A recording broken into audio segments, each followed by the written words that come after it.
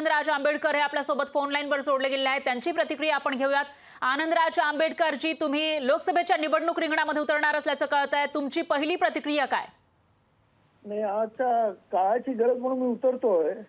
जर या देशामधली जी माणसं लोकशाही मानतात, जी माणसं संविधान मानतात आणि ती जर घरात बसली तर ते खरं म्हणजे एक प्रकारे गुन्हेगार आहेत असं मी समजतो।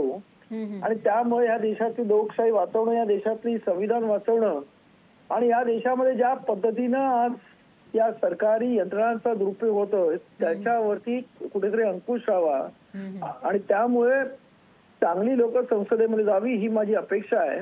आणि त्यासाठी म्हणून मी हे इलेक्शन लढवत आहे। आणि खास करून अमरावतीमध्ये मी 6 महिन्यापासून प्रचार हे केलेला आहे आणि त्यात अमरावती शहर त्याच्यामध्ये सर्वच प्रकारची विपुलता असताना सुद्धा आज मागे राहत आहे। तर त्याला विकासाच्या वाटेवर आणण्याची मी जबाबदारी घेणार आहे।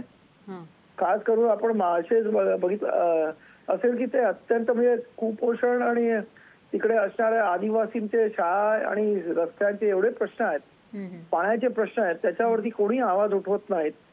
तिथे अत्यंत चिखलदरासारखं अत्यंत सुंदर असं पर्यटन स्थळ आहे, ते सुद्धा कोणी डेव्हलप करत नाहीये।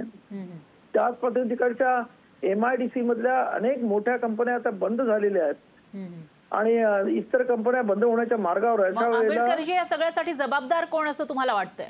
नाही, या सर्वांसाठी जे लोकप्रतिनिधी आहेत ज्यांनी पूर्वी काम करायला पाहिजे होतं त्यांनी केलेलं नाही आणि म्हणूनच मी खास त्या अमरावतीच्या विकासाचा ध्येय घेऊन तिथे इलेक्शन मध्ये उभा राहतो।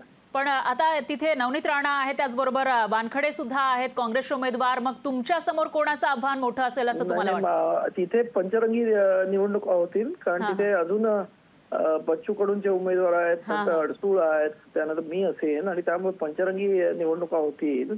त्याचबरोबर आज बाहेरचे जे उमेदवार आलेले आहेत काही पक्षांमध्ये तर त्यांच्या विरुद्ध असंतोष त्या पक्षांमध्ये आहेत, ती मंडळी माझ्या कॉन्टॅक्ट मध्ये आहेत। इव्हन महाविकास आघाडीमधले अनेक लोक माझ्या कॉन्टॅक्ट मध्ये आहेत आणि त्यामुळं मला यशाची पूर्ण खात्री वाटते।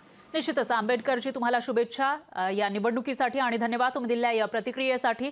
आपले प्रतिनिधी सूरज दहाट हेही आपल्यासोबत जोडले गेले होते, त्यांचेही धन्यवाद। त्यांनी तिथली परिस्थिती आपल्या समोर मांडली। त्यामुळे आता पंचरंगी लढत अमरावतीमध्ये पाहायला मिळणार आहे आणि या लढतीमध्ये, या निवडणुकीमध्ये चुरस निर्माण होण्याची शक्यता आहे।